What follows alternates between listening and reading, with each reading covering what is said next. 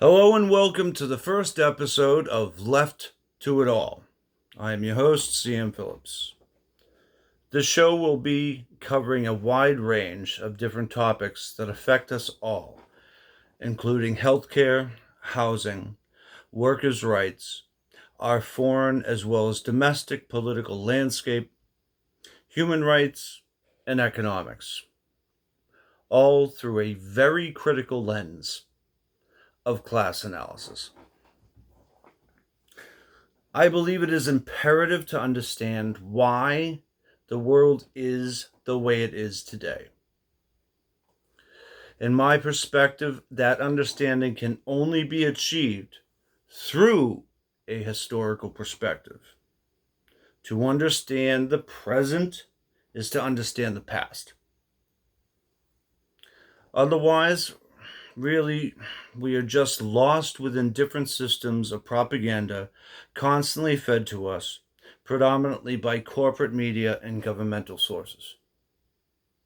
So that's the goal of today's show, understanding propaganda. How it is used by politicians, governments, corporations, and the media to create a narrative to sell to the masses. All governments lie, but disaster lies in wait for countries whose officials smoke the same hashish they give out. This is a quote by the famed journalist and author I.F. Stone. Whether it's Russia or China, Britain or the United States, they all use propaganda to create the narrative that best suits their agenda, whatever that might be at any given time. And through the media, social platforms, and the entertainment industry, it is produced for the public consumption. Systems of power have used propaganda to manipulate public opinion throughout history. However, these deceptive tactics have only grown more potent and aggressive throughout recent history. Specifically during the 19th century and the build-up of the two world wars and well into today. Incidentally, this will be a two-part or maybe four-part show because of the enormous social economic implications of the topic and what that topic has, what we have to deal with on a global scale, what these implications have on a global scale. And as well, there's a wealth of information that's needed to delve into. I clearly won't be able to go into everything I would like to talk about, but I will at least try to touch upon the main topics I think are the most relevant. So, as many of you may know, there was a book on this very subject titled Propaganda, written in 1928 by Edward Bernays. Known as the father of public relations, which was a generous spin on the fact that he just lied to the public on behalf of corporations. But a quote: "The conscious and intelligent manipulation of organized habits and opinions of the masses is an important element in a democratic society. Those who manipulate this unseen mechanism of society constitute an invisible government, which is the true ruling power of the country." Bernays, whose life, in my opinion, was far more exciting than his books, had an extensive history in media as well as war propaganda, as today the two go hand in hand. His uncle was the famous founder of psychoanalysis, Sigmund Freud, for instance. Through Bernays' work for corporations such as the United Fruit Company, working in direct connection with the Central Intelligence Agency, the CIA, he helped to overthrow Guatemala's democratically elected government of President Jacobo Arbenz in 1954. Arbenz, who wanted to implement land reforms that would threaten United Fruit's near monopoly in what was then called the Banana Republics, was toppled in a coup d'etat by Carlos Castillo Armanz, who led 480 CIA trained soldiers, and took over the country as an authoritarian dictator, well, before he was assassinated in 1957. However, propaganda did not begin with, nor did it end with, Bernays. It has been used throughout history to transform and refine public consciousness to meet the goals of the true ruling elite.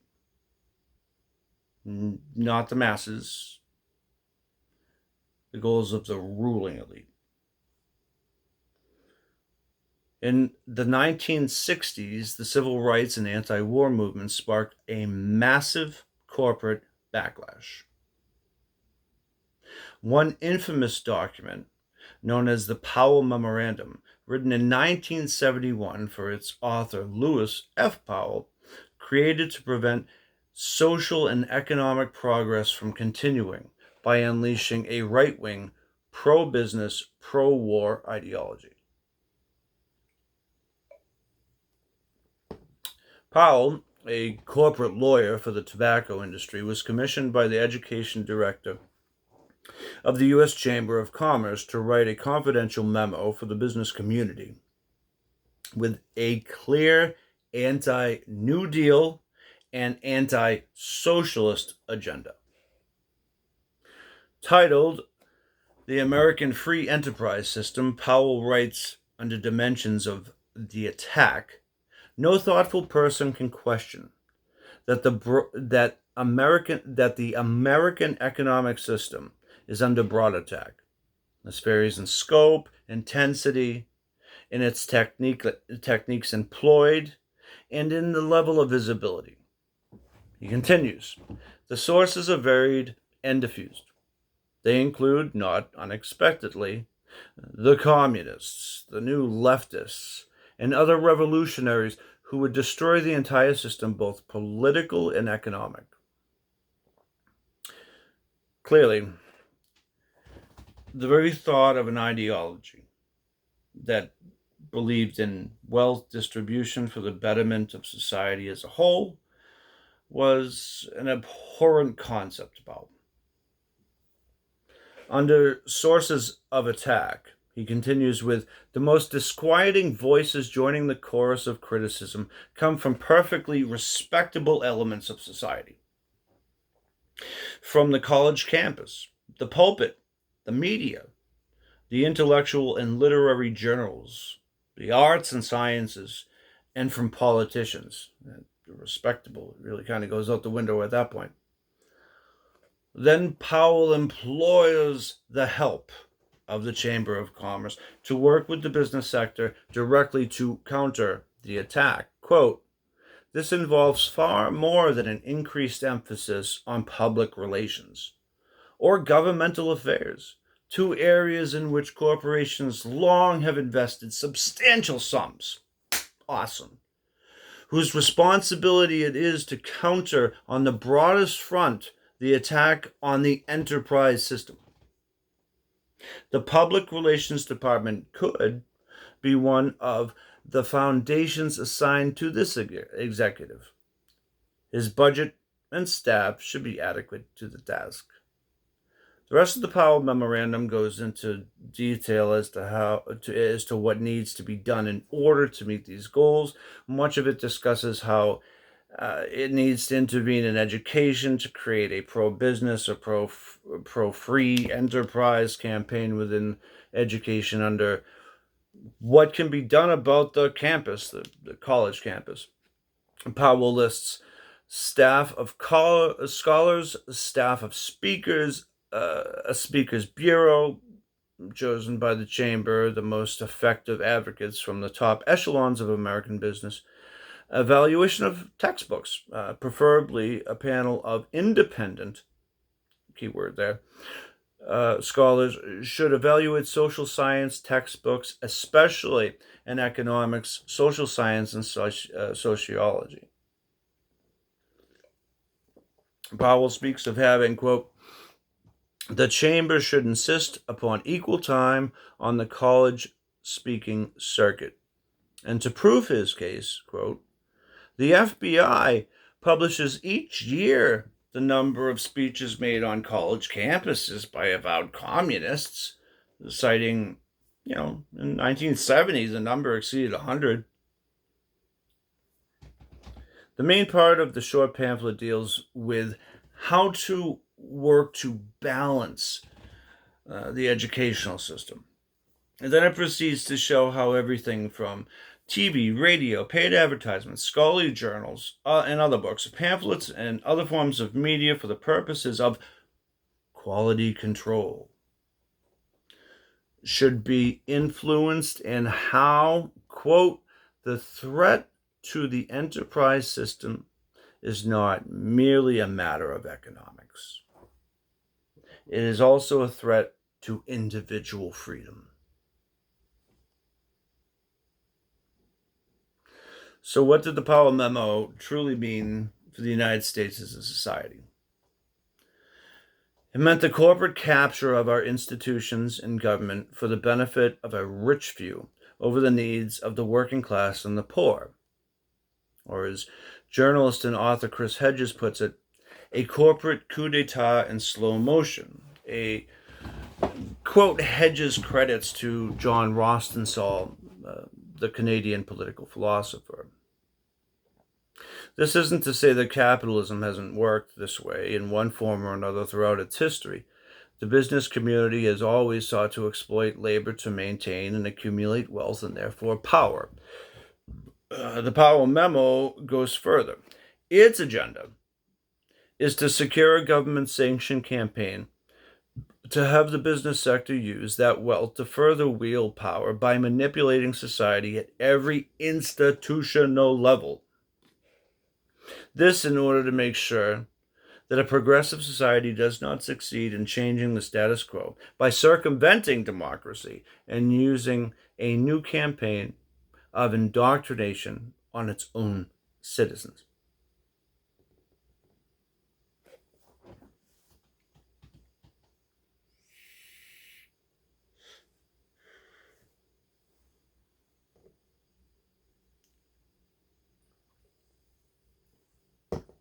Not long after the Powell Memo was written, to rally business and government to dissuade minorities from continuing movements and activism such as civil rights, American Indian, Chicano, feminist and gay rights, anti-war, and environmental activism, another attack by the ruling class was beginning with an internationalist agenda.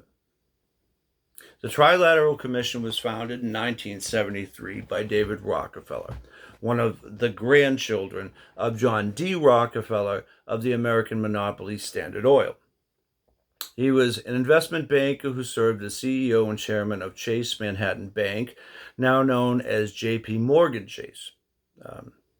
Just one of the many so-called too big to fail banks bailed out by the government as people lost their homes due to the 2008-2009 financial collapse. Yeah, well, Rockefeller worked closely with different right-wing think tanks throughout his career that were heavily invested in foreign policies that promoted and advocated intervention in other parts of the world to benefit, and I'm quoting this because it's necessary to quote this, American interests. All right, so policies promoted and advocated intervention in other parts of the world to benefit American interests. Okay, so what does that mean? It means American corporations, right? That's what it means. Not necessarily for the benefit of anyone except for those corporations and the profit they get at the top. Not the bottom, doesn't trickle down, there's no magic involved. It's so some of them, the Council on Foreign Relations, the Council of the Americas, the Free Trade Area of the Americas, and the Bilderberg Group.